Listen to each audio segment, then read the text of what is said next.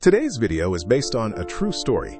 It is the story of Ignaz Philipp Semmelweis, a doctor who saved countless mothers, yet in his lifetime went unrecognized and was instead treated unjustly. It is the 1840s, Vienna, the capital of the Austrian Empire. In a large hospital maternity ward, a woman who has just given birth is lying there. But the mother's breathing grows rougher and rougher. Her fever rises, and the room grows quieter and quieter. This was not something that happened for a day or two. There were mothers who, even after giving birth, could not leave the hospital alive. This was a place that should have been safer than home. It was a place people came to, trusting the doctors. And yet the mothers were dying. There was someone who watched that scene from nearby. Every single time, he was still a young doctor. His name was Ignaz Philipp Semmelweis. He was born the fifth child of a merchant family in Buda, and for a time he studied law before turning to medicine. And now, he is standing right here in this Vienna maternity ward, unable to look away from the reason mothers were leaving a place where they should have been saved. So he opens the ledgers. Every day, who lived and who had gone was written there. Then he discovers one thing. The maternity wards here were divided into two. One side was where doctors and medical students took patients. The other side was where midwives took patients. It was a strange thing. In the doctor's ward, more mothers were dying than in the midwives' ward. The more professional ward, the one with more learning, was the more dangerous one. Perhaps for that reason, a rumor spread among the mothers. If you could help it, stay away from the doctor's ward. And there was a decisive difference. Doctors and medical students moved between the autopsy room and the maternity ward. The midwives almost never walked that path. He could not understand it. Was the air bad? Was it because there were too many people? Was it simply bad luck? Even when he walked the night roads looking for an answer, it would not come easily. Then one day, someone closer than the mystery collapses first. It was his friend, Jakub Kolečka. Kolečka injured his hand while performing an autopsy, and after that he fell ill. His fever rose and the pain spread through his whole body. Semmelweis stays by his side. He did not say much, but his eyes alone looked as if they were trying to hold on to someone who was leaving. His friend's suffering looked far too much like the mothers who were dying. He says, "This is the same as the mothers." The thought continues. Maybe the culprit is not the air. Hands that touched corpses. Could those unwashed hands be carrying death to the mothers? If the hands were the problem, what could be done was clear. They had to be washed, but plain water alone was not enough. They had to be washed until the smell of the dead was gone from the hands. In May 1847, he places a rule on the ward. Before seeing a mother, the hands must be disinfected with chlorinated lime. Some found it annoying, and some took it as an insult. People around him say, "A doctor should disinfect his hands? What a ridiculous idea." Hand disinfection, which feels obvious to us now, sounded ridiculous back then. Even so, Semmelweis did not withdraw that rule. And after that, something strange happens. The mothers who had been dying begin to survive, little by little. Death has started to break. The numbers in the ledger were changing too. Maternal deaths that had stayed in the teens of percent fell sharply, down toward the level of the midwives' ward. But the hospital was quiet. There was no one sending him applause.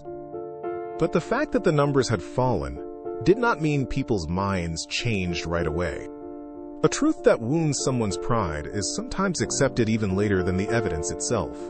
Instead, the words, "doctors are carrying death," struck at people's pride. The theory supporting him was still weak, and people did not want to believe him easily. Even with the lives he saved still written in the ledger, the hospital does not keep him. In the end, Semmelweis is pushed out of that great hospital in Vienna. He had the answer, and still there was no place for him. His position in Vienna was over. But the story does not end here. He returns toward his homeland. Even in another hospital, he does not bend his ideas or his convictions. Before seeing a mother, the hands must be disinfected. And there too, he proves it once again. The same rules saved mothers in another hospital as well. Even so, the world did not accept him easily. Even with a way to save lives in his hands, recognition did not come. In 1861, he publishes a book. He tries to leave in writing the cause of childbed fever and how to prevent it. But the book did not change the world overnight. The silence remained, and recognition was still far away. As the rejections pile up, his voice begins to change. The words he had held back no longer stay inside. He begins sending open letters to famous doctors across Europe. Beyond persuasion, he's begun to confront them.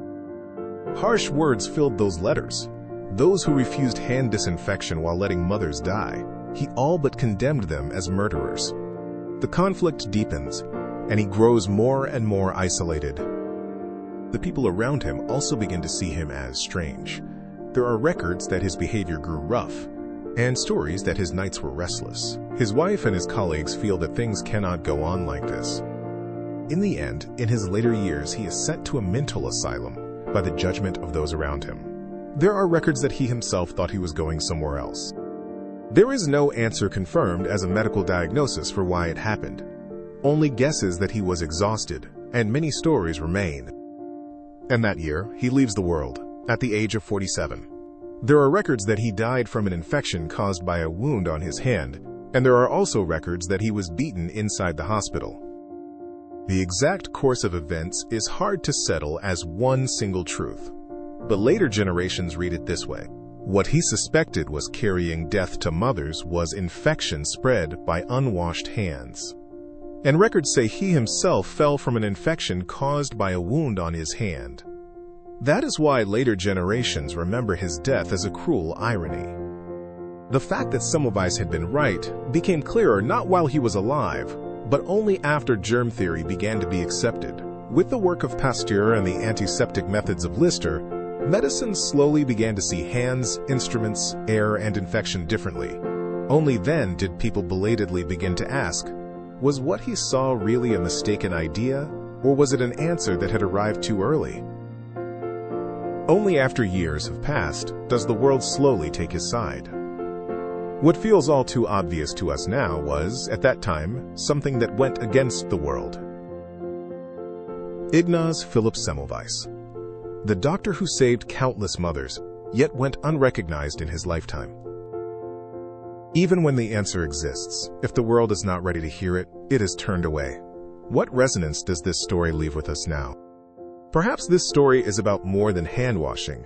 It may also be a story about how we respond to answers that make us uncomfortable. If you think any part of this video is wrong, please leave a comment. We'll check it and update quickly. And if you're curious about more interesting and surprising facts, please subscribe and leave a like.